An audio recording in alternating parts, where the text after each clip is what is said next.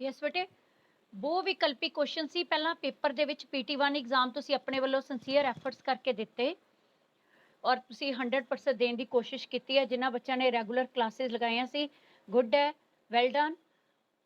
ਔਰ ਜਿਹੜੇ ਬੱਚੇ ਕੁਝ ਇੱਕ ਰੈਗੂਲਰ ਕਲਾਸਿਸ ਨਹੀਂ ਲਗਾ ਸਕੇ ਉਹਨਾਂ ਦੇ ਗ੍ਰਾਮਰ ਦੇ ਕੁਐਸਚਨ ਥੋੜੇ ਜਿਹੇ ਗਲਤ ਹੋ ਗਏ। ਔਰ ਫਸਟ ਕੁਐਸਚਨ ਸੀ ਬਹੁ ਵਿਕਲਪੀ, ਇਹਦੇ ਵਿੱਚ ਤੁਹਾਡੀ ਵੀਕਨੈਸ ਕੀ ਰਹੀ ਕਿ ਤੁਸੀਂ ਆਪਸ਼ਨ ਨਹੀਂ ਲਿਖੀਆਂ, ਸਹੀ ਆਪਸ਼ਨ ਲਿਖਣੀਆਂ ਜ਼ਰੂਰੀ ਸਨ।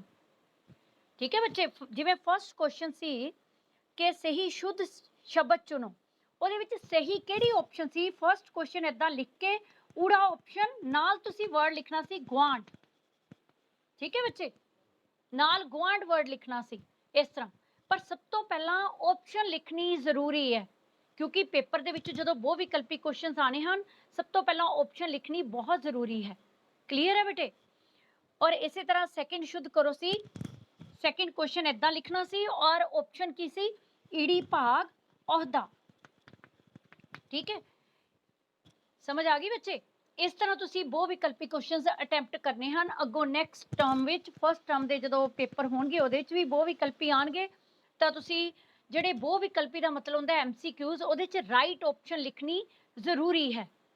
ਠੀਕ ਹੈ, ਰਾਈਟ ਆਪਸ਼ਨ ਦੇ ਨਾਲ ਤੁਸੀਂ ਆਪਣੀ ਸੈਟੀਸਫੈਕਸ਼ਨ ਦੇ ਲਈ ਕਰੈਕਟ ਵਰਡਸ ਵੀ ਲਿਖ ਸਕਦੇ ਹੋ, ਪਰ ਰਾਈਟ ਆਪਸ਼ਨ ਨੂੰ ਹੀ ਚੈੱਕ ਕਰਨਾ ਹੈ ਆਨਸਰ ਕੀ ਦੇ ਅਕੋਰਡਿੰਗਲੀ। ਠੀਕ ਹੈ ਬੱਚੇ, ਹੁਣ ਆਪਾਂ ਨੈਕਸਟ ਕੁਐਸਚਨਸ ਕਰੀਏ ਵਿਆਕਰਣ ਭਾਗ ਦੇ ਵਿੱਚ। ਜਿਹੜਾ ਪਹਿਲਾ ਕੁਐਸਚਨ ਸਭ ਦਾ ਗਲਤ ਹੋਇਆ ਉਹ ਦੁਬਾਰਾ ਨੋਟ ਕਰੋ।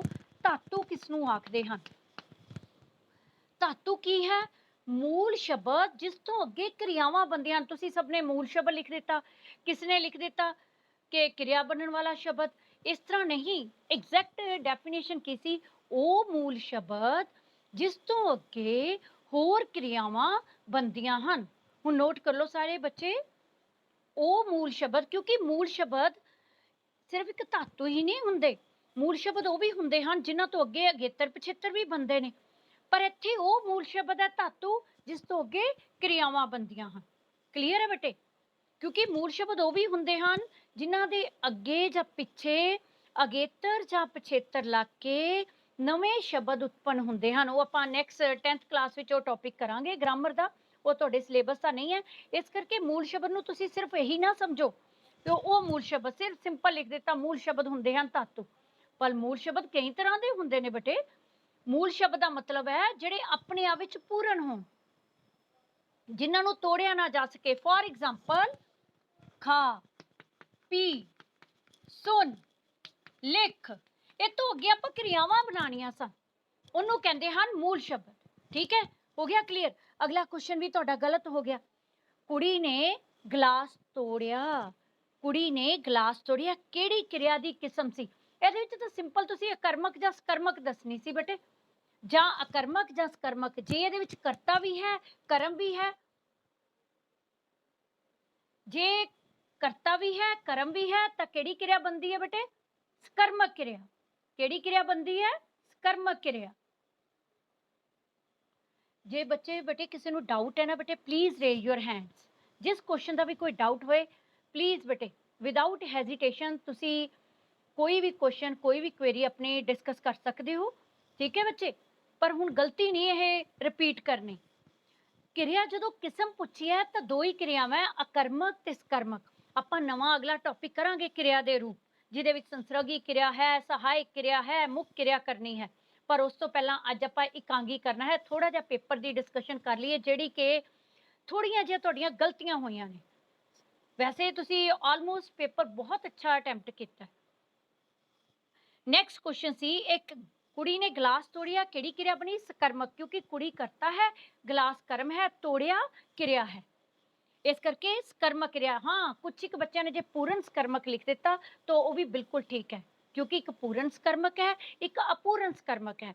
ਅਪੂਰਨ ਸਕਰਮਕ ਦੇ ਵਿੱਚ ਵਾਕ ਹੈ ਜਿਹੜਾ ਕਰਤਾ ਤੇ ਕਰਮ ਦੇ ਨਾਲ ਸਾਰਥਕ ਨਹੀਂ ਬਣਦਾ, ਪਰ ਪੂਰਨ ਸਕਰਮਕ ਦੇ ਵਿੱਚ ਸਾਰਥਕ ਬਣਦਾ ਹੈ, ਜਿਸ ਦਾ ਮੀਨਿੰਗ ਨਿਕਲਦਾ ਹੈ। ਜਿਵੇਂ ਕਿ ਇਹ ਕੁੜੀ ਨੇ ਗਲਾਸ ਤੋੜਿਆ, ਇਹ ਬਿਲਕੁਲ ਸਾਰਥਕ ਵਾਕ ਬਣਿਆ। ਕਲੀਅਰ ਹੈ ਬੱਚੇ? ਨੈਕਸਟ ਕੁਐਸਚਨ ਸੀ, ਖੇਡਦਾ, ਨੱਚਦਾ ਤੇ ਹੱਸਦਾ ਕੀ ਹਨ? ਇਹ ਵੀ 50% ਬੱਚਿਆਂ ਨੇ ਗਲਤ ਕਰ ਲਿਆ। ਖੇਡਦਾ, ਨੱਚਦਾ ਤੇ ਹੱਸਦਾ ਕੀ ਹਨ ਬੇਟੇ? ਕਿਰਿਆਵਾਂ ਹਨ। ਕਿਹਦੇ ਤੋਂ ਬਣੀਆਂ? ਖੇਡ ਤੋਂ ਬਣਿਆ, ਖੇਡਦਾ। ਠੀਕ ਹੈ, ਦੈਨ ਹੱਸ ਤੋਂ ਬਣਿਆ ਹੱਸਦਾ, ਨੱਚ ਤੋਂ ਬਣਿਆ ਨੱਚਦਾ। ਇਸ ਕਰਕੇ ਕਿਰਿਆਵਾਂ ਇਹਨਾਂ ਨੂੰ ਵੀ ਬੱਚਿਆਂ ਨੇ ਧਾਤੂ ਲਿਖ ਦਿੱਤਾ। ਆਹ 3 ਕੁਐਸਚਨ ਤੁਹਾਡੇ ਗਲਤ ਹੋਏ ਆ। ਬਾਕੀ ਨੈਕਸਟ ਤਾਂ ਤੁਸੀਂ 1 ਮਾਰਕ ਕੁਐਸਚਨ ਬਿਲਕੁਲ ਕਰ ਲਏ, ਲਿਟਰੇਚਰ ਦੇ ਵੀ ਸਹੀ ਕੀਤੇ ਹੈ, ਔਰ 2 ਮਾਰਕਸ ਕੁਐਸਚਨ ਵੀ ਜਿੰਨੇ ਮਾਰਕਸ ਸੀ ਪੁੱਛੇ ਸੀ ਉਹਦੀ ਰਿਕੁਆਇਰਮੈਂਟ ਦੇ ਅਕੋਰਡਿੰਗ ਤੁਸੀਂ ਆਨਸਰ ਦੇ ਪਾਇਓ, ਉਹ ਵੀ ਤੁਹਾਡਾ ਪੋਰਸ਼ਨ ਠੀਕ ਰਿਹਾ ਬੇਟੇ। ਨੈਕਸਟ ਅਣਡਿੱਠੀ ਕਾਵ ਟੁਕੜੀ, ਅਣਡਿੱਠਾ ਪੈਰਾ, ਉਹ ਪੜ੍ਹ ਕੇ ਤੁਸੀਂ ਆਪਣੀ ਸਮਝ ਨਾਲ ਆਨਸਰ ਦਿੱਤੇ ਨੇ। ਯੈਸ ਬੇਟੇ ਬ੍ਰਿਜੇਸ਼, ਐਨੀ ਡਾਊਟ ਬੇਟੇ? ਯੈਸ ਬੱਚੇ ਬ੍ਰਿਜੇਸ਼, ਅਨਮਿਊਟ yourself। हाँ बेटे, वो मैं डिस्कस करना है नेक्स्ट क्लास विच। पत्र ਦਾ ਕੰਟੈਂਟ ਕੀ ਬੇਟੇ? ਪੱਤਰ ਸੀ ਤੁਹਾਡਾ, ਆਪਣੇ ਪਿਤਾ ਜੀ ਨੂੰ ਪੱਤਰ ਰਾਹੀਂ ਦੱਸੋ ਕਿ 10ਵੀਂ ਤੋਂ ਬਾਅਦ ਤੁਸੀਂ ਕੀ ਕਰਨਾ ਚਾਹੁੰਦੇ ਹੋ। ਪਹਿਲਾਂ ਤੁਸੀਂ ਦੱਸਣਾ ਸੀ ਕਿ ਸਾਡੇ ਜਿਹੜੇ ਪੇਪਰ ਨੇ ਬਹੁਤ ਅੱਛੇ ਹੋਏ ਨੇ, ਫਾਈਨਲ ਐਗਜ਼ਾਮ ਹੋ ਗਏ ਨੇ, ਮੇਰਾ ਇੱਕ ਪੇਪਰ ਰਹਿ ਗਿਆ ਸਿਰਫ। ਥੋੜੀ ਜਿਹੀਆਂ ਇਦਾਂ ਦੀ ਚਰਚਾ ਕਰਨੀ, ਆਪਣੇ ਪੇਪਰਾਂ ਦੀ ਡਿਸਕਸ਼ਨ, ਠੀਕ ਹੈ। ਪਹਿਲਾਂ ਤੁਸੀਂ ਫਾਰਮੈਟ ਲਿਖ ਲਿਆ, ਪ੍ਰੀਖਿਆ ਭਵਨ ਡੈਸ਼ ਡੈਸ਼ ਸ਼ਹਿਰ ਮਿਤੀ, ਦੈਨ ਵੱਡਿਆਂ ਦੇ ਲਈ ਰਿਸਪੈਕਟ ਦਿੱਤੀ, ਸਤਿਕਾਰਯੋਗ ਪਿਤਾ ਜੀ, ਦੈਨ ਸਤਿ ਸ੍ਰੀ ਅਕਾਲ, ਪੈਰੀ ਪੈਣਾ। ਉਸ ਤੋਂ ਅੱਗੇ ਦੱਸਣਾ ਹੈ ਕਿ ਮੈਂ ਇੱਥੇ ਠੀਕ ਠਾਕ ਹਾਂ, ਤੁਸੀਂ ਵੀ ਰਾਜੀ ਖੁਸ਼ੀ ਹੋਵੋਗੇ।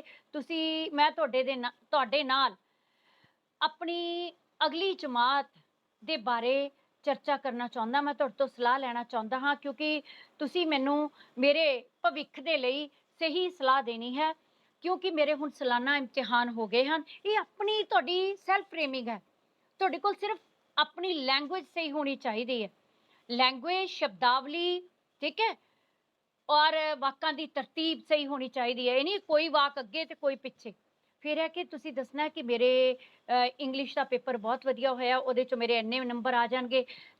ਹਿਸਾਬ ਦਾ ਪੇਪਰ ਮੀਨਸ ਮੈਥਸ ਦਾ ਪੇਪਰ ਥੋੜ੍ਹਾ ਜਿਹਾ ਮੁਸ਼ਕਿਲ ਸੀ, ਪਰ ਮੈਂ ਆਪਣੇ ਵੱਲੋਂ ਸਾਰੇ ਸਵਾਲ ਸਹੀ ਕੱਢੇ ਹਨ। ਸਾਇੰਸ ਦੇ ਪੇਪਰ ਵਿੱਚ ਮੈਨੂੰ ਇੰਨੀ ਮੁਸ਼ਕਿਲ ਨਾ ਆਈ, ਕਿਉਂਕਿ ਉਹ ਮੇਰਾ ਆਪਣਾ ਸਬਜੈਕਟ ਹੈ, ਮੇਰਾ ਆਪਣਾ ਵਿਸ਼ਾ ਹੈ, ਮੇਰਾ ਉਹਦੇ ਵਿੱਚ ਬਹੁਤ ਰੁਝਾਨ ਹੈ। ਇਸੇ ਕਰਕੇ ਹੀ ਮੈਂ ਹੁਣ ਅੱਗੋਂ 11ਵੀਂ ਕਲਾਸ ਦੇ ਵਿੱਚ ਨਾਨ ਮੈਡੀਕਲ ਵਿਸ਼ਾ ਲੈਣਾ ਚਾਹੁੰਦਾ ਹਾਂ, ਜਾਂ ਮੈਡੀਕਲ ਵਿਸ਼ਾ ਲੈਣਾ ਚਾਹੁੰਦਾ ਹਾਂ। ਜਿਹੜੇ ਬੱਚਿਆਂ ਦਾ ਕਮਰਸ 'ਚ ਇੰਟਰਸਟ ਹੈ ਉਹ ਕਮਰਸ ਬਾਰੇ ਦੱਸਣਗੇ, ਠੀਕ ਹੈ। ਮੈਨੂੰ ਲੱਗਦਾ ਹੈ ਕਿ ਤੁਸੀਂ ਮੇਰੇ ਇਸ ਜਿਹੜੀ ਮੈਂ ਚੋਣ ਕਰਨੀ ਹੈ, ਵਿਸ਼ਿਆਂ ਦੀ ਚੋਣ ਕਰਨੀ ਹੈ, ਉਹਦੇ ਵਿੱਚ ਤੁਸੀਂ ਸਹਿਮਤ ਹੋਗੇ, ਠੀਕ ਹੈ। ਬਾਕੀ ਗੱਲਾਂ ਆਪਾਂ ਮਿਲਣ ਤੇ ਕਰਾਂਗੇ। ਪੱਤਰ ਲਿਖਣ ਵਾਲਾ ਤੁਹਾਡਾ ਪਿਆਰਾ ਸਪੁੱਤਰ, ਠੀਕ ਹੈ। ਟੂ ਦੀ ਪੁਆਇੰਟ ਗੱਲ ਕਰਨੀ ਹੈ, ਇਹਦੇ 'ਚ ਐਸੇ ਨਹੀਂ ਬਣਾ ਦੇਣਾ। ਯੈਸ ਬੇਟੇ ਜਤਿਨ, ਜਤਿਨ ਐਨੀ ਡਾਊਟ ਬੇਟੇ?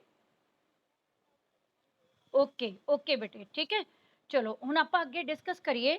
ਤੁਹਾਡਾ ਆਲਮੋਸਟ ਪੇਪਰ ਬਿਲਕੁਲ ਸਹੀ ਤੁਸੀਂ ਅਟੈਂਪਟ ਕੀਤਾ। ਲਾਸਟ ਕੁਐਸਚਨ ਤਸਵੀਰ ਵਰਣਨ ਸੀ, ਤਸਵੀਰ ਤੇ ਫੋਕਸ ਕਰਕੇ ਤੁਸੀਂ ਵਾਕਾਂ ਦੀ ਸਹੀ ਤਰਤੀਬ ਬਣਾਈ, ਪਰ ਕੁਛ ਇੱਕ ਬੱਚਿਆਂ ਨੇ ਸਿਰਫ ਤਸਵੀਰ ਦੇ ਵਿੱਚ ਜੋ ਜੋ ਚੀਜ਼ਾਂ ਦਿਖਾਈ ਦਿੱਤੀ ਸੀ ਉਹਨਾਂ ਨੂੰ ਹੀ ਕੀਤਾ, ਜਿਵੇਂ ਛੋਟੇ ਬੱਚੇ 4th 5th ਦੇ ਬੱਚੇ ਜਿਹੜੇ ਤਸਵੀਰ ਵਰਣਨ ਕਰਦੇ ਨੇ। ਪਰ ਗੱਲ ਕੀ ਸੀ ਕਿ ਤਸਵੀਰ ਵਰਣਨ ਦਾ ਪਰਪਸ ਕੀ ਹੈ, ਕਿ ਇੱਕ ਬੱਚੀ ਨੇ ਸਿਰ ਤੇ ਟੋਕਰੀ ਰੱਖੀ ਹੋਈ ਹੈ, ਇੱਕ ਬੱਚਾ ਉਸਦੇ ਪਿੱਛੇ ਹੈ, ਇੱਟਾਂ ਢੋ ਰਹੇ ਨੇ, ਮੀਨਸ ਇਹ ਬਾਲ ਮਜ਼ਦੂਰੀ ਸਾਡੀ ਜੋ ਸਮਾਜਿਕ ਸਮੱਸਿਆ ਹੈ, ਜਿੱਥੇ ਕਿ ਬੱਚਿਆਂ ਤੋਂ ਬਾਲ ਮਜ਼ਦੂਰੀ ਕਰਵਾਣੀ ਇੱਕ ਜੁਰਮ ਹੈ।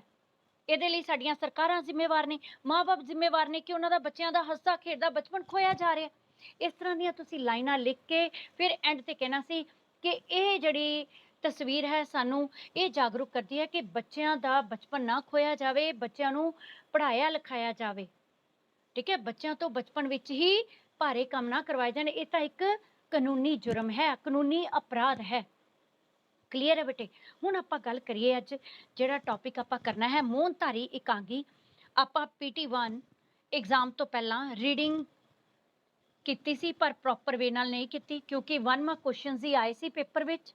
ਹੁਣ ਬੈਕ ਐਕਸਰਸਾਈਜ਼ ਕੁਐਸਚਨਸ ਵੀ ਕਰਨੇ ਹਨ, ਔਰ ਨਾਲ ਆਪਾਂ ਕਰਨਾ ਹੈ ਪਾਤਰਾਂ ਦੀ ਪਾਤਰ ਉਸਾਰੀ, ਜਿਹਨੂੰ ਕਹਿੰਦੇ ਨੇ ਕਰੈਕਟਰ ਸਕੈਚ, ਔਰ ਨਾਲ ਚਰਿੱਤਰ ਚਿੱਤਰਣ ਵੀ ਕਹਿੰਦੇ ਹਾਂ। ਪਰ ਉਸ ਤੋਂ ਪਹਿਲਾਂ ਆਪਾਂ ਨੂੰ ਮੋਹਨਧਾਰੀ ਇਕਾਂਗੀ ਦੇ ਬਾਰੇ ਰਿਵਿਊ ਕਰਨਾ, ਰੀਡਿੰਗ ਕਰਨੀ ਜ਼ਰੂਰੀ ਹੈ, ਕਿਉਂਕਿ ਆਪਾਂ ਪ੍ਰੋਪਰ ਰੀਡਿੰਗ ਨਹੀਂ ਸੀ ਕਰ ਪਾਏ। ਹੁਣ ਸਮਝੀਏ ਆਪਾਂ ਇਕਾਂਗੀ ਮੋਹਨਧਾਰੀ। ਵੰਨਗੀ ਬੁੱਕ ਦੇਖੋ, ਖੋਲੋ ਬੇਟੇ ਵੰਨਗੀ ਬੁੱਕ। ਇਕਾਂਗੀ ਭਾਗ, ਯਸ ਬੇਟੇ ਇਕਾਂਗੀ ਭਾਗ ਮੋਹਨਧਾਰੀ ਇਕਾਂਗੀ ਈਸ਼ਵਰ ਚੰਦਰ ਨੰਦਾ ਦਾ ਲਿਖਿਆ ਹੋਇਆ ਹੈ। ਈਸ਼ਵਰ ਚੰਦਰ ਨੰਦਾ ਦਾ ਲਿਖਿਆ ਹੋਇਆ ਇਕਾਂਗੀ। ਈਸ਼ਵਰ ਚੰਦਰ ਨੰਦਾ ਸਭ ਤੋਂ ਪਹਿਲਾ ਇਕਾਂਗੀਕਾਰ ਹੋਇਆ ਜਿਨੇ ਕਿ ਬੜੇ ਹੀ ਉੱਚ ਪੱਧਰ ਦੇ ਇਕਾਂਗੀ ਲਿਖੇ ਨੇ। ਇਕਾਂਗੀ ਕੀ ਹੁੰਦਾ? ਨਾਟਕ ਦਾ ਇੱਕ ਰੂਪ ਜਿਸ ਨੂੰ ਇੱਕੋ ਝਾਕੀ ਵਿੱਚ ਪੇਸ਼ ਕੀਤਾ ਜਾਂਦਾ ਹੈ। ਐਕਚੁਅਲੀ ਨਾਟਕ ਹੁੰਦਾ ਕੀ ਹੈ? ਨਾਟਕ ਇੱਕ ਪੜ੍ਹਨ ਵਾਲੀ ਰਚਨਾ ਨਹੀਂ ਹੈ, ਇਹ ਰੰਗਮੰਚ ਤੇ ਖੇਡਿਆ ਜਾਂਦਾ ਹੈ।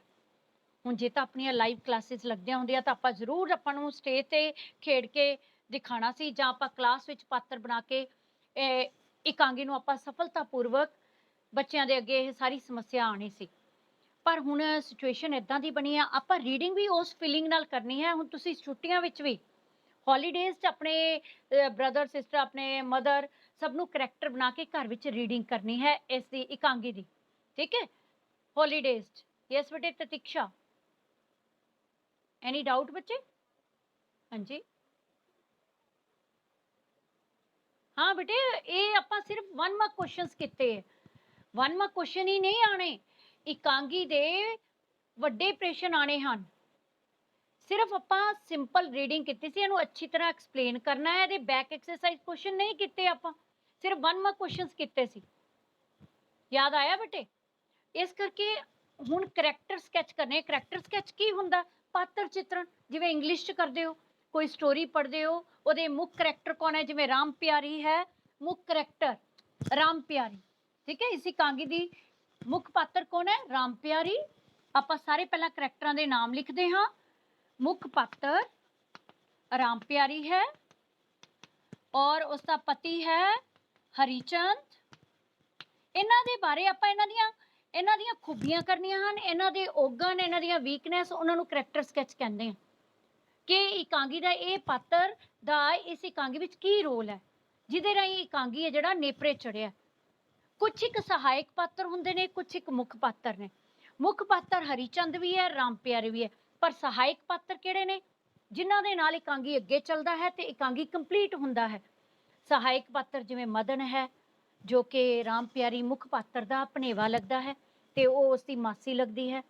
ਜੇ ਤੁਸੀਂ ਯਾਦ ਕਰੋ, ਇਕਾਂਗੀ ਪੂਰਾ ਰੀਡ ਕਰਨਾ ਪੈਣਾ ਹੈ ਪ੍ਰੋਪਰ ਵੇ ਨਾਲ, ਕਿਉਂਕਿ ਡਾਇਲੋਗ ਵੀ ਆਣੇ ਹਨ। ਇਹ ਡਾਇਲੋਗ ਕਿਸ ਦਾ ਕਿਆ ਹੋਇਆ ਹੈ, ਇਸ ਦਾ ਭਾਵ ਕੀ ਹੈ?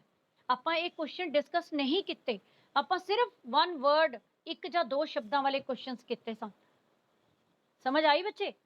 ਕਰੈਕਟਰ ਸਕੈਚ ਜਿਹੜਾ ਤੁਹਾਨੂੰ ਪੇਪਰ 'ਚ ਆਣਾ ਹੈ ਫਸਟ ਟਰਮ ਦੇ ਵਿੱਚ, 4 ਮਾਰਕਸ ਦਾ ਕੁਐਸਚਨ ਹੈ, 4 ਮਾਰਕ। ਔਰ ਇਕਾਂਗੀ ਦਾ ਵਿਸ਼ਾ ਕੀ ਹੈ? ਇਕਾਂਗੀ ਲਿਖਣ ਦਾ ਉਦੇਸ਼ ਕੀ ਹੈ? ਇਕਾਂਗੀਕਾਰ ਨੇ ਕਿਸ ਪਰਪਸ ਦੇ ਨਾਲ ਇਹ ਇਕਾਂਗੀ ਲਿਖਿਆ ਹੈ? ਇਹਦੇ ਵਿੱਚ ਬਹੁਤ ਸਾਰੀਆਂ ਤਤਕਾਲੀ ਸਮਾਜ ਨੂੰ ਡਿਪਿਕਟ ਕੀਤਾ ਇਸ ਇਕਾਂਗੀ ਦੇ ਰਾਹੀਂ। ਮੌਨ ਧਾਰੀ, ਮੌਨ ਕੀ ਹੈ? ਚੁੱਪ। ਧਾਰੀ ਕੀ ਹੈ? ਪਿਛੇਤਰ। ਮੌਨ ਧਾਰਨ ਕਰਨ ਵਾਲਾ ਕੌਣ ਹੈ ਇਸ ਇਕਾਂਗੀ ਦੇ ਵਿੱਚ? ਸਹਾਇਕ ਪਾਤਰ ਹੈ, ਮਹੱਤਵਪੂਰਨ ਪਾਤਰ ਹੈ। ਕੌਣ? ਇੰਸਪੈਕਟਰ ਦੀਪਚੰਦ, ਜੋ ਕਿ ਮੌਨ ਧਾਰਨ ਦੇ ਰੂਪ ਵਿੱਚ, ਸਾਧੂ ਦੇ ਰੂਪ ਵਿੱਚ ਐਂਟਰ ਕਰਦਾ ਹੈ ਇਕਾਂਗੀ ਦੇ ਵਿੱਚ। ਕਿਹਨੂੰ ਪਕੜਨਾ ਚਾਹੁੰਦਾ ਹੈ? ਮਦਨ ਨੂੰ। ਮਦਨ ਨੇ ਕੀ ਕੀਤਾ ਹੈ? ਪੈਸਿਆਂ ਦਾ ਗਬਨ ਕੀਤਾ ਹੈ। ਇਹ 2-3 ਸਮੱਸਿਆਵਾਂ, ਸਮਾਜਿਕ ਸਮੱਸਿਆਵਾਂ ਸਾਡੇ ਸਾਹਮਣੇ ਇਸ ਇਕਾਂਗੀ ਰਾਹੀਂ ਆਈਆਂ ਹਨ। ਇੱਕ ਤਾਂ ਸਮੱਸਿਆ ਆਈ ਹੈ ਇਸ ਇਕਾਂਗੀ ਦੇ ਵਿੱਚ ਰਾਮ ਪਿਆਰੀ ਦੇ ਪਾਤਰ ਨੂੰ ਲੈ ਕੇ, ਕਿ ਰਾਮ ਪਿਆਰੀ ਹੈ ਜਿਹੜੀ, ਉਹ ਇੱਕ ਤਾਂ ਮਹਿੰਗਾਈ ਤੋਂ ਤੰਗ ਹੈ, ਇੱਕ ਆਪਣੇ ਪਤੀ ਦੀ ਬਿਮਾਰੀ ਤੋਂ ਤੰਗ ਹੈ, ਕਿ ਪਰੇਸ਼ਾਨ ਹੈ, ਚਿੰਤਾ ਦੇ ਰੂਪ ਵਿੱਚ ਸਾਡੇ ਸਾਹਮਣੇ ਆਈ ਹੈ ਸਭ ਤੋਂ ਪਹਿਲਾਂ। ਪਰ ਨਾਲ ਹੀ ਉਸਦੀ ਇੱਕ ਖੂਬੀ ਵੀ ਹੈ ਕਿ ਉਹ ਰਿਸ਼ਤਿਆਂ ਨੂੰ ਚੰਗੀ ਤਰ੍ਹਾਂ ਨਿਭਾਉਣਾ ਜਾਣਦੀ ਹੈ। ਇਸੇ ਕਰਕੇ ਤਾਂ ਆਪਣੇ ਭੈਣ ਦੇ ਬੇਟੇ ਨੂੰ, ਮਦਨ ਨੂੰ, ਘਰ ਵਿੱਚ ਸ਼ਰਨ ਦਿੰਦੀ ਹੈ। ਉਹਨੂੰ ਪਤਾ ਹੈ ਕਿ ਰਿਸ਼ਤੇ ਕਿਸ ਤਰ੍ਹਾਂ ਨਿਭਾਣੇ ਹਨ, ਕਿ ਸਥਿਤੀ ਕੋਈ ਵੀ ਹੋਵੇ, ਸਥਿਤੀ ਨੂੰ ਸਮਝਦਾਰੀ ਦੇ ਨਾਲ, ਸਲੀਕੇ ਦੇ ਨਾਲ ਕਿਵੇਂ ਨਿਪਟਾਉਣਾ ਹੈ। ਕਲੀਅਰ ਹੈ ਬੇਟੇ? ਇਸ ਤੋਂ ਬਾਅਦ ਕਿਸ਼ੋਰ ਹੈ, ਇਹ ਰਾਮ ਪਿਆਰੀ ਤੇ ਹਰੀਚੰਦ ਜਿਹੜੇ ਮੁੱਖ ਪਾਤਰ ਨੇ, ਇਹਨਾਂ ਦਾ ਬੇਟਾ ਹੈ ਜੋ ਕਿ ਪੜ੍ਹਿਆ ਲਿਖਿਆ ਹੈ, ਅਗਾਂਹ ਵਧੂ ਵਿਚਾਰਾਂ ਵਾਲਾ ਹੈ। ਉਸ ਨੂੰ ਵਹਿਮ ਭਰਮ, ਪਖੰਡ ਹੈ ਜਿਹੜੇ ਬਿਲਕੁਲ ਪਸੰਦ ਨਹੀਂ ਹਨ। ਇਸੇ ਕਰਕੇ ਜਦੋਂ ਪੁਲਿਸ ਕਰਮਚਾਰੀ ਸਾਧੂ ਦੇ ਰੂਪ ਵਿੱਚ ਘਰ ਵਿੱਚ ਐਂਟਰ ਕਰਦੇ ਨੇ ਤਾਂ ਉਹਨੂੰ ਠੀਕ ਨਹੀਂ ਲੱਗਦਾ, ਉਹਨਾਂ ਨੂੰ ਉਹ ਬੁਰਾ ਭਲਾ ਕਹਿੰਦਾ ਹੈ। ਯਾਦ ਆਇਆ ਬੇਟੇ? ਕੁਛ ਆਪਾਂ ਪੜ੍ਹਿਆ ਸੀ ਇਕਾਂਗੀ। ਨੋ ਡਾਊਟ ਕਿ ਆਪਾਂ ਪ੍ਰੋਪਰ ਰੀਡਿੰਗ ਨਹੀਂ ਕਰ ਪਾਏ। ਹੁਣ ਆਪਾਂ ਥੋੜੀ ਪੇਜ ਵਾਈਜ਼ ਰੀਡਿੰਗ ਕਰਾਂਗੇ। ਆਪਣਾ ਆਪਣਾ ਪੇਜ ਖੋਲੋ। ਔਰ ਇਕਾਂਗੀ ਐਂਡ ਤੇ ਉੱਥੇ ਪਹੁੰਚਦਾ ਹੈ ਜਦੋਂ ਸਾਧੂਆਂ ਦੀ ਅਸਲੀਅਤ ਪਤਾ ਚੱਲਦੀ ਕਿ ਉਹ ਅਸਲ ਵਿੱਚ ਸਾਧੂ ਨਹੀਂ ਸਨ। ਨਹੀਂ ਤਾਂ ਕਹਿੰਦੇ ਆ ਕਿ ਜਿਹੜੇ ਪਖੰਡੀ ਸਾਧੂ ਹੁੰਦੇ ਨੇ ਉਹਨਾਂ ਤੋਂ ਬਚ ਕੇ ਰਹਿਣਾ ਚਾਹੀਦਾ, ਲੋਕਾਂ ਨੂੰ ਗੁੰਮਰਾਹ ਕਰਦੇ ਨੇ ਤੇ ਲੋਕਾਂ ਤੋਂ ਸਭ ਕੁਝ ਲੁੱਟ ਕੇ ਲੈ ਜਾਂਦੇ ਨੇ। ਪਰ ਇਹ ਜਿਹੜੇ ਸਾਧੂ ਸਨ, ਪੁਲਿਸ ਕਰਮਚਾਰੀ ਸਨ, ਜਿਨ੍ਹਾਂ ਨੇ ਆਪਣੀ ਕਾਰਗੁਜ਼ਾਰੀ ਨੂੰ ਬੜੀ ਬਖੂਬੀ ਨਿਭਾਇਆ ਹੈ। ਕਿਹਨਾਂ ਨੂੰ ਪਕੜਨ ਲਈ? ਜੁਰਮ ਕਰਨ ਵਾਲਿਆਂ ਨੂੰ ਪਕੜਨ ਲਈ। ਮਦਨ ਵਰਗੇ ਜਿਹੜੇ ਕਿ ਜੁਰਮ ਕਰਦੇ ਨੇ, ਹੇਰਾਫੇਰੀ ਕਰਦੇ ਨੇ, ਉਹਨਾਂ ਨੂੰ ਪਕੜਿਆ ਹੈ। क्लीयर है बेटे? हुण आपां रीडिंग करिए स्टार्ट? करिए बच्चे? चलो स्टार्ट करिए रीडिंग। मोहनधारी एकांगी ईश्वर चंद्र नंदा ਦਾ ਲਿਖਿਆ ਹੋਇਆ पेज नंबर 118। ਆਪਣੀ ਬੁੱਕ ਦੇਖੋ। ਇਹਦੇ ਵਿੱਚ ਸਭ ਤੋਂ ਪਹਿਲਾਂ ਪਾਤਰਾਂ ਬਾਰੇ ਦੱਸਿਆ ਹੈ। ਰਾਮ ਪਿਆਰੀ ਇੱਕ ਅਧਖੜ ਉਮਰ ਦੀ ਤੀਵੀਂ ਹੈ। ਅਧਖੜ ਦਾ ਮਤਲਬ ਹੁੰਦਾ ਹੈ 35-40 ਸਾਲ ਦੇ ਕਰੀਬ ਹੈ। ਹਰੀ ਚੰਦ ਰਾਮ ਪਿਆਰੀ ਦਾ ਘਰ ਵਾਲਾ ਹੈ, ਉਸ ਦੀ ਉਮਰ 60 ਸਾਲ ਹੈ ਤੇ ਉਹ ਹਮੇਸ਼ਾ ਚਿੰਤਾ ਦੇ ਭਾਵ ਵਿੱਚ ਹੀ ਸਾਡੇ ਸਾਹਮਣੇ ਆਇਆ, ਕਿਉਂਕਿ ਉਹ ਆਪਣੀ ਸਿਹਤ ਨੂੰ ਲੈ ਕੇ ਬੜਾ ਫਿਕਰਮੰਦ ਹੈ। ਅੱਗੇ ਮਦਨ ਲਾਲ ਹੈ 30-32 ਸਾਲ ਦਾ ਨੌਜਵਾਨ, ਰਾਮ ਪਿਆਰੀ ਦਾ ਭਾਂਜਾ ਹੈ। ਭਾਂਜਾ ਵੀ ਕਹਿੰਦੇ ਆ, ਭਣੇਵਾ ਵੀ ਕਹਿੰਦੇ ਆ, ਭੈਣ ਦੇ ਬੇਟੇ ਨੂੰ। ਔਰ ਰਾਮ ਪਿਆਰੀ ਉਸਦੀ ਮਾਸੀ ਲੱਗਦੀ ਹੈ। ਸਾਧੂ ਉਮਰ 35 ਸਾਲ ਹੈ ਤੇ 40 ਸਾਲ ਹੈ। ਕਿੰਨੇ ਸਾਧੂ ਹਨ? 2 ਸਾਧੂ ਐਂਟਰ ਕਰਦੇ ਨੇ। 2 ਸਾਧੂ, ਇੱਕ ਪੁਲਿਸ ਇੰਸਪੈਕਟਰ ਹੈ, ਦੂਸਰਾ ਹਵਲਦਾਰ ਹੈ। ਉਸ ਤੋਂ ਬਾਅਦ ਹੈ ਕਿਸ਼ੋਰ ਚੰਦ। ਕਿਸ਼ੋਰ ਚੰਦ ਹਰੀ ਚੰਦ ਦਾ ਲੜਕਾ ਹੈ, ਰਾਮ ਪਿਆਰੀ ਦਾ ਲੜਕਾ ਹੈ। ਉਸ ਦੀ ਉਮਰ ਵੀ 30 ਸਾਲ ਦੇ ਕਰੀਬ ਹੈ। ਸਰਕਾਰੀ ਦਫ਼ਤਰ ਦੇ ਵਿੱਚ ਅਸਿਸਟੈਂਟ ਹੈ। ਇਹ ਸਾਰੇ 1 ਮਾਰਕ ਕੁਐਸਚਨਸ ਨੇ ਔਰ ਇਹਨਾਂ ਸਾਰਿਆਂ ਦਾ ਆਪਾਂ ਕਰੈਕਟਰ ਸਕੈਚ ਕਰਨਾ ਬਹੁਤ ਜ਼ਰੂਰੀ ਹੈ। ਕੱਲ ਤੱਕ ਆਪਣਾ ਕਰੈਕਟਰ ਸਕੈਚ ਕੰਪਲੀਟ ਹੋਣੇ ਹਨ ਤੇ ਔਰ ਪਰਸੋਂ ਦੀ ਕਲਾਸ ਵਿੱਚ ਆਪਾਂ ਕਿਰਿਆ ਦੇ ਵੱਖ-ਵੱਖ ਰੂਪ ਕਰਨੇ ਹਨ। ਕਿਉਂਕਿ ਕਰੈਕਟਰ ਸਕੈਚ ਕਿਹਨੂੰ ਕਹਿੰਦੇ ਨੇ ਕਿ ਪਾਤਰ ਚਿੱਤਰਨ ਕਰਨਾ ਹੈ। ਪਹਿਲੇ ਜਾਣ ਪਛਾਣ, ਫਿਰ ਉਹਦੀਆਂ ਕਿਹੜੀਆਂ-ਕਿਹੜੀਆਂ ਖੂਬੀਆਂ ਨੇ, ਕਿਹੜੇ-ਕਿਹੜੇ ਔਗੁਣ ਨੇ, ਕਿ ਇਹ ਪਾਤਰ ਕਿਸ ਰੂਪ ਵਿੱਚ ਸਾਡੇ ਸਾਹਮਣੇ ਆਇਆ ਹੈ। ਐਟਲੀਸਟ ਤੁਸੀਂ 60 ਵਰਡਸ ਦੇ ਵਿੱਚ ਪਾਤਰ ਉਸਾਰੀ ਕਰਨੀ ਹੈ। 60 ਵਰਡਸ ਦੇ ਵਿੱਚ ਪਾਤਰ ਉਸਾਰੀ ਹੋਣੀ ਜ਼ਰੂਰੀ ਹੈ, ਇਸ ਤੋਂ ਘੱਟ ਨਹੀਂ। 4 ਨੰਬਰ ਦਾ ਕੁਐਸਚਨ ਹੈ ਪੇਪਰ ਦੇ ਵਿੱਚ। ਸਮਾਂ ਕੀ ਹੈ? ਅੱਜ ਕੱਲ ਦਾ ਸਮਾਂ ਹੈ। ਸਥਾਨ ਕੀ ਹੈ? ਕਿਸ਼ੋਰ ਚੰਦ ਦਾ ਸਰਕਾਰੀ ਕੁਆਟਰ ਹੈ। ਸਰਕਾਰੀ ਕੁਆਟਰ 'ਚ ਰਹਿੰਦਾ। ਆਪਾਂ 1 ਮਾਰਕ ਕੁਐਸਚਨ ਵਿੱਚ ਕਰ ਚੁੱਕੇ ਹਾਂ ਕਿ ਕੁਆਟਰ ਦਾ ਨੰਬਰ ਕੀ ਹੈ? 14 ਨੰਬਰ ਕੁਆਟਰ ਦਾ ਨੰਬਰ ਹੈ। ਹੁਣ ਸਟੇਜ ਕੀ ਹੈ? ਸਟੇਜ ਤੇ ਜਦੋਂ ਖੇਡਿਆ ਜਾਂਦਾ ਇਕਾਂਗੀ ਕਿ ਕੁਆਟਰ ਦਾ ਬਰਾਂਡਾ ਦਿਖਾਇਆ ਗਿਆ, ਜਿਹਨੂੰ ਕੋਰੀਡੋਰ ਕਹਿੰਦੇ ਨੇ। ਪੌੜੀਆਂ ਦੇ ਅੱਗੇ ਛੋਟਾ ਜਿਹਾ ਵਿਹੜਾ, ਵਿਹੜੇ ਦੇ ਖੱਬੇ ਪਾਸੇ ਆਉਣ ਜਾਣ ਦਾ ਦਰਵਾਜ਼ਾ ਹੈ। ਇਹ ਇਕਾਂਗੀ ਨੂੰ, ਜਿਹਨੂੰ ਕਹਿੰਦੇ ਨਾ ਪ੍ਰੈਜੈਂਟੇਸ਼ਨ, ਕਿ ਇਕਾਂਗੀ ਨੂੰ ਕਿਵੇਂ ਡਿਪਿਕਟ ਕਰਨਾ, ਕਿ ਸਮੱਸਿਆ ਨੂੰ, ਜਿਹੜੀਆਂ ਸਮਾਜਿਕ ਰੀਤੀਆਂ ਕੁਰੀਤੀਆਂ ਲਈਆਂ ਨੇ, ਉਹਨਾਂ ਨੂੰ ਆਪਾਂ ਕਰਨਾ ਕਿਵੇਂ। ਤੇ ਪਹਿਲਾਂ ਸਟੇਜ ਸੈੱਟ ਕਰਨੀ ਪੈਂਦੀ ਹੈ, ਫਿਰ ਜਿਉਂਦੇ ਜਾਗਦੇ ਪਾਤਰ ਲੈਣੇ ਪੈਂਦੇ ਹਨ, ਤਾਂ ਇਕਾਂਗੀ ਆਪਣੇ ਸਰਲੇਖ ਵਿੱਚ ਸਫਲ ਹੁੰਦਾ ਹੈ। ਜਿਵੇਂ ਇਹਦਾ ਸਰਲੇਖ ਹੈ ਮੋਹਨਧਾਰੀ। ਫਸਟ ਹੈ ਰਾਮ ਪਿਆਰੀ, ਸਬਜ਼ੀ ਚੀਰਦੀ ਹੋਈ ਸਾਨੂੰ ਸਾਹਮਣੇ ਨਜ਼ਰ ਆਉਂਦੀ ਹੈ। ਔਰ ਉਸ ਦੇ ਨਾਲ ਹੀ ਕੌਣ ਹੈ? ਰਾਮ ਪਿਆਰੀ ਦਾ ਪਤੀ ਹੈ, ਜਿਸਨੇ ਖੁੱਲਾ ਪਜਾਮਾ ਪਾਇਆ, ਲੰਮਾ ਕੋਟ ਹੈ, ਪੈਰੀ ਗੁਰਗਾਬੀ ਹੈ, ਸ਼ਕਲ ਦੇ ਸਲੀਪਰ ਲੱਗਦੇ ਨੇ, ਠੀਕ ਹੈ। ਔਰ ਹਰੀ ਚੰਦ ਬਾਹਰ ਨੂੰ ਜਾਣ ਲੱਗਦਾ ਹੈ। ਇਹ ਆਪਾਂ ਪੜ੍ਹ ਚੁੱਕੇ ਹਾਂ। ਬਾਹਰ ਨੂੰ ਕਿਉਂ ਜਾਣ ਲੱਗਦਾ? ਕਿਉਂਕਿ ਉਸਨੂੰ ਸਿਹਤ ਨੇ ਤੰਗ ਕੀਤਾ ਹੋਇਆ। ਬਾਹਰ ਕਿਸੇ ਕੋਲ ਚੱਲਿਆ, ਡਾਕਟਰ ਨੂੰ ਦਿਖਾਉਣ ਚੱਲਿਆ ਜਾਂ ਕਿਸੇ ਵੈਦ ਹਕੀਮ ਕੋਲ ਚੱਲਿਆ ਹੋਣਾ। ਹੁਣ ਆਪਾਂ ਅੱਗੇ ਰੀਡ ਕਰਦੇ ਹਾਂ। ਰਾਮ ਪਿਆਰੀ ਕਿੱਥੇ ਚੱਲਿਓ? ਅੱਗੋਂ ਔਖੇ ਹੋ ਕੇ ਬੋਲਦਾ, ਕਿਉਂਕਿ ਸਿਹਤ ਨੇ ਬਹੁਤ ਤੰਗ ਕੀਤਾ। ਟੱਠੇ ਖੂਹ ਵਿੱਚ। ਹਰੀ ਚੰਦ ਤੁਹਾਨੂੰ ਕਿੰਨੀ ਵਾਰੀ ਕਿਹਾ ਜਾਂਦਿਆਂ ਪਿੱਛੋਂ ਆਵਾਜ਼ ਨਾ ਮਾਰਿਆ ਕਰੋ। ਇਹ ਕੌਣ ਕਹਿੰਦਾ? ਹਰੀ ਚੰਦ ਆਪਣੀ ਪਤਨੀ ਨੂੰ ਸਤਿਕਾਰ ਵੀ ਦਿੰਦਾ। ਤੁਹਾਨੂੰ ਕਿੰਨੀ ਵਾਰੀ ਕਿਹਾ? ਅੱਜ ਕੱਲ ਦੇ ਜ਼ਮਾਨੇ ਦੇ ਅਕੋਰਡਿੰਗ ਬੜਾ ਤੁਸੀਂ ਕਹਿ ਕੇ ਬੋਲਦਾ ਹੈ। ਰੈਪ ਨੇ ਤੇ ਕੀ ਹੋ ਗਿਆ ਫਿਰ? ਕਿੱਥੇ ਚੱਲੇ ਹੋ? ਉਸੇ ਟੋਨ 'ਚ ਤੁਸੀਂ ਬੋਲ ਕੇ ਦੇਖਣਾ, ਤਾਂ ਇਕਾਂਗੀ ਪੜ੍ਹਨ ਦਾ ਆਨੰਦ ਆਉਂਦਾ ਕਿ ਜਿਵੇਂ ਸਾਡੇ ਸਾਹਮਣੇ ਹੀ ਇਹ ਸਾਰੀਆਂ ਗੱਲਾਂ ਹੋ ਰਹੀਆਂ ਨੇ। ਇਕਾਂਗੀ ਕਹਿੰਦੇ ਹੀ ਉਹਨੂੰ ਨੇ। ਨਾਟਕ ਜਿਵੇਂ ਤੁਸੀਂ ਮੂਵੀਜ਼ ਦੇਖਦੇ ਹੋ। ਹਰੀ ਚੰਦ ਆਪਣੀ ਸ਼ੀਸ਼ੀ ਦਿਖਾ ਕੇ, ਵੇਖਦੀ ਨਹੀਂ ਮੈਂ ਡਾਕਟਰ ਵੱਲ ਚੱਲਿਆ, ਛੇਤੀ ਮੁੜਨਾ। ਹਰੀ ਚੰਦ ਤੇ ਹੋਰ ਮੈਂ ਉੱਥੇ ਸ਼ਤਰੰਜ ਦੀ ਬਾਜ਼ੀ ਲਾਉਣ ਚੱਲਿਆ, ਸ਼ਤਰੰਜ ਵੀ ਤਾਸ਼ ਦੀ ਖੇਡ ਖੇਡਣ ਚੱਲਿਆ। ਇੱਕ ਤਾਂ ਡਾਕਟਰ ਨੇ ਸਾਡੀ ਬੁੱਧ ਮਾਰ ਛੱਡਿਆ। ਹੁਣ ਇੱਥੋਂ ਪਤਾ ਚੱਲਦਾ ਹੈ ਕਿ ਜਿਹੜੀ ਰਾਮ ਪਿਆਰੀ ਹੈ ਉਹ ਇਕਾਂਗੀ ਦੇ ਸ਼ੁਰੂ ਵਿੱਚ ਹੀ ਚਿੰਤਿਤ ਹੈ। ਜਦੋਂ ਤੁਸੀਂ ਕਰੈਕਟਰ ਸਕੈਚ ਕਰਨਾ, ਹੁਣ ਨੋਟ ਕਰ ਲਓ, ਇਕਾਂਗੀ ਦੇ ਸ਼ੁਰੂ ਵਿੱਚ ਹੀ ਹੈ। ਉਹ ਕਹਿੰਦੀ ਕਿ ਡਾਕਟਰ ਨੇ ਸਾਡੀ ਤਾਂ ਬੁੱਧ ਮਾਰ ਛੱਡੀ ਹੈ, ਦਵਾਈਆਂ ਹੀ ਨਹੀਂ ਮੁੱਕਦੀਆਂ, ਖਰਚੇ ਹੀ ਨਹੀਂ ਮੁੱਕਦੇ, ਉੱਪਰੋਂ ਮਹਿੰਗਾਈ ਇੰਨੀ ਹੈ, ਇਹ ਕਿੱਦਾਂ ਖਰਚੇ ਪੂਰੇ ਹੋਣਗੇ।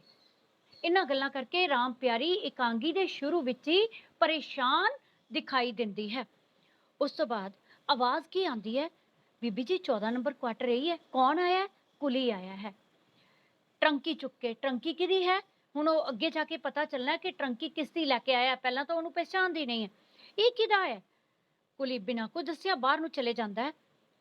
ਵੀ ਹੋਰ ਕਿਸੇ ਦਾ ਘਰ ਦਾ ਹੋਣਾ। ਉਹਨੂੰ ਲੱਗਦਾ ਕਿ ਸਾਡੇ ਘਰ ਕਿਹਨੇ ਆਣਾ। ਮੈਂ ਥੋੜੇ ਜਿਹੇ ਤੁਹਾਨੂੰ ਸ਼ਾਰਟ ਕਰਕੇ ਸਟੋਰੀ ਰੀਡਿੰਗ ਕਰਨੀ ਹੈ, ਫਿਰ ਤੁਸੀਂ ਛੁੱਟੀਆਂ ਵਿੱਚ ਪ੍ਰੋਪਰ ਰੀਡਿੰਗ ਕਰ ਲੈਣਾ ਬੇਟੇ। ਕੁਲੀ ਕੌਣ ਹੁੰਦਾ? ਜਿਹੜਾ ਸਮਾਨ ਢੋਂਦਾ ਸਟੇਸ਼ਨ ਤੋਂ, ਠੀਕ ਹੈ। ਕੁਲੀ ਫਿਰਦੇ ਦਿਖਾਈ ਦਿੰਦੇ ਨੇ ਰੈੱਡ ਯੂਨੀਫਾਰਮ ਦੇ ਵਿੱਚ। ਇਸੇ ਨੰਬਰ ਦਾ ਜੀ। ਕਹਿੰਦਾ ਚਲਾ ਗਿਆ। ਰਾਮ ਪਿਆਰੀ ਬੜੇ ਹੈਰਾਨੀ ਨਾਲ ਸੋਚਦੀ ਵਿਚਾਰਦੀ ਕਿ ਇਸ ਵੇਲੇ ਕੌਣ ਆਉਣ ਵਾਲਾ ਹੈ। ਇੰਨੇ ਨੂੰ ਦਰਵਾਜ਼ਾ ਖੜਕਦਾ ਹੈ ਤੇ ਕੀ ਦੇਖਦੀ ਹੈ। ਹੁਣ ਅੱਗੇ ਦੇਖੋ, ਹੁਣ ਜਦੋਂ ਮਦਨ ਦਾ ਕਰੈਕਟਰ ਸਕੈਚ ਕਰਨਾ ਹੈ ਤਾਂ ਆ ਜਾਣ ਪਛਾਣ ਦੇਣੀ ਹੈ ਇਸ ਪੈਰੇ ਦੇ ਵਿੱਚੋਂ। ਨੋਟ ਕਰ ਲਿਓ ਕਿ ਮਦਨ ਦਾ ਹੁਲੀਆ ਕੁਝ ਵਿਗੜਿਆ ਹੋਇਆ, ਤੇੜ ਅੱਧ ਮੈਲਾ ਪਜਾਮਾ ਹੈ, ਕਮੀਜ਼ ਦਾ ਉਤਲਾ ਬਟਨ ਟੁੱਟਾ ਹੋਇਆ, ਸਾਰੀ ਜਾਣ ਪਛਾਣ ਦੇਣੀ ਹੈ। ਇਹਦੇ ਇਸ ਪੈਰੇ ਦੇ ਬਾਹਰ ਲਿਖ ਲਓ ਕਿ ਮਦਨ ਦਾ ਕਰੈਕਟਰ, ਮਦਨ ਦੀ ਜਾਣ ਪਛਾਣ ਜਦੋਂ ਤੁਸੀਂ ਕਰੈਕਟਰ ਸਕੈਚ ਕਰੋਗੇ। ਠੀਕ ਹੈ ਬੱਚੇ, ਸਮਝ ਆ ਗਈ। ਹਰੇਕ ਕਰੈਕਟਰ ਦੀ ਇੰਟਰੋਡਕਸ਼ਨ ਦੇਣੀ ਪਹਿਲੇ ਜ਼ਰੂਰੀ ਹੈ। ਔਰ ਸਭ ਤੋਂ ਪਹਿਲੀ ਲਾਈਨ ਇਹ ਲਿਖੋਗੇ ਕਿ ਇਹ ਪਾਤਰ ਈਸ਼ਵਰ ਚੰਦਰ ਨੰਦਾ ਦੇ ਇਕਾਂਗੀ ਮੋਨਧਾਰੀ ਦਾ ਮੁੱਖ ਪਾਤਰ ਹੈ, ਸਹਾਇਕ ਪਾਤਰ ਹੈ ਜਾਂ ਨਿਮਨ ਪਾਤਰ ਹੈ। ਇਹ ਪਹਿਲੀ ਲਾਈਨ ਲਿਖਣੀ ਹਰੇਕ ਕਰੈਕਟਰ ਸਕੈਚ ਦੀ। ਜਦੋਂ ਆਪਾਂ ਕਰਾਂਗੇ ਪਾਤਰ ਚਿੱਤਰਣ ਤਾਂ ਉਦੋਂ ਤੁਹਾਨੂੰ ਸਮਝਾਵਾਂਗੇ ਕਿ ਇਸ ਤਰ੍ਹਾਂ ਸਟਾਰਟ ਕਰਨਾ ਹੈ ਪਾਤਰ ਅਨੁਸਾਰੀ। ਕਹਿੰਦਾ ਉਸ ਦੇ ਪੱਗ ਦੇ ਵਲਾਂ ਵਿੱਚੋਂ ਮੱਥੇ ਤੇ ਬੰਨੀ ਹੋਈ ਇੱਕ ਪੱਟੀ ਹੋਈ ਦਿਖਾਈ ਦਿੰਦੀ ਹੈ। ਇਹ ਸਾਰੀ ਉਹਦੀ ਜਾਣ ਪਛਾਣ ਹੈ। ਚਿਹਰਾ ਫਿਕਰ ਤੇ ਚਿੰਤਾ ਦਾ ਮਾਰਿਆ ਹੋਇਆ ਹੈ। ਮਦਨ ਆਪ ਹੀ ਬਰਾਂਡੇ ਵਿੱਚ ਆ ਗਿਆ। ਰਾਮ ਪਿਆਰੀ ਉਸ ਦੇ ਵੱਲ ਸਿਰ ਤੋਂ ਪੈਰਾਂ ਤੱਕ ਦੇਖਦੀ ਹੈ ਜਿਵੇਂ ਉਹਨੇ ਪਛਾਣਿਆ ਹੀ ਨਹੀਂ ਹੈ। ਫਿਰ ਇਹਨਾਂ ਦੀ ਆਪਸ ਵਿੱਚ ਚਰਚਾ ਕੀ ਹੁੰਦੀ ਹੈ ਤੇ ਉਹ ਦੱਸਦੀ ਹੈ ਕਿ ਉਹ ਕੀ ਹਾਲ ਬਣਾ ਕੇ ਕਿਵੇਂ ਉਹਦਾ ਇਹ ਹਾਲ ਬਣਿਆ ਤੇ ਕਿਸ ਹਾਲ ਵਿੱਚ ਉਹ ਇੱਥੇ ਆਇਆ।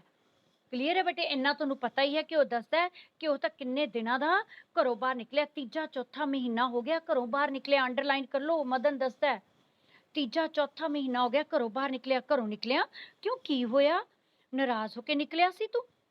ਤਕਦੀਰ ਤਕਦੀਰ ਮਾਸੀ, ਖੋਟੀ ਕਿਸਮਤ। ਆਪਣੀ ਆਪ ਨੂੰ ਖੋਟੀ ਕਿਸਮਤ ਵਾਲਾ ਵੀ ਦੱਸਦਾ ਹੈ। 1 ਮਾਰਕ ਕੁਐਸਚਨ ਵੀ ਹੈ ਔਰ ਕਰੈਕਟਰ ਸਕੈਚ ਵਿੱਚ ਵੀ ਹੈ ਕਿ ਉਹ ਆਪਣੇ ਆਪ ਨੂੰ ਖੋਟੀ ਕਿਸਮਤ ਵਾਲਾ ਕਿਉਂ ਦੱਸਦਾ ਹੈ, ਕਿਉਂਕਿ 3-4 ਮਹੀਨੇ ਹੋ ਗਏ ਘਰੋਂ ਨਿਕਲੇ ਆ, ਉਹਦੇ ਤੇ ਝੂਠਾ ਇਲਜ਼ਾਮ ਲਗਾਇਆ ਗਿਆ, ਇਸ ਕਰਕੇ ਉਹ ਆਪਣੇ ਆਪ ਨੂੰ ਖੋਟੀ ਕਿਸਮਤ ਵਾਲਾ ਦੱਸਦਾ ਹੋਇਆ ਕਹਿੰਦਾ ਕਿ ਮੇਰੀ ਕਿਸਮਤ ਨੇ ਮੇਰਾ ਸਾਥ ਨਹੀਂ ਦਿੱਤਾ। ਰਾਮ ਪਿਆਰੀ, ਜਿਵੇਂ ਕੋਈ ਦੱਸ ਤਾਂ ਸਹੀ, ਮੇਰੇ ਜੀ ਨੂੰ ਡੋਬੂ ਪੈਂਦੇ ਪਏ ਨੇ। ਮੀਨਸ ਮੈਨੂੰ ਤਾਂ ਬੜੀਆਂ ਘਬਰਾਹਟਾਂ ਹੁੰਦੀਆਂ ਪਈਆਂ। ਰਿਸ਼ਤਾ ਹੈ ਮਾਸੀ ਮੀਨਸ ਮਾਂ ਜੈਸੀ। ਠੀਕ ਹੈ, ਉਸੇ ਤਰ੍ਹਾਂ ਉਹਦੇ ਦੁੱਖ ਤਕਲੀਫ ਦੇ ਵਿੱਚ ਉਹਨੂੰ ਕੁਝ ਹੁੰਦਾ, ਉਹਦੀ ਜਾਨ ਨਿਕਲਦੀ ਪਈ ਵੀ ਇਹਦੇ ਨਾਲ ਵਾਪਰਿਆ ਕਿ। ਦੱਸਣਾ ਮਾਸੀ ਦੱਸਣਾ, ਮੈਨੂੰ ਦਮ ਲੈ ਲੈਂਦੇ ਮਾਸੀ। ਸਿਰ ਨੂੰ ਦੋਹਾਂ ਹੱਥਾਂ 'ਚ ਫੜ ਕੇ ਫਿਕਰਮੰਦ ਹੁੰਦਾ ਕਿ ਮੇਰੇ ਨਾਲ ਕੀ ਬੀਤੀ ਹੈ।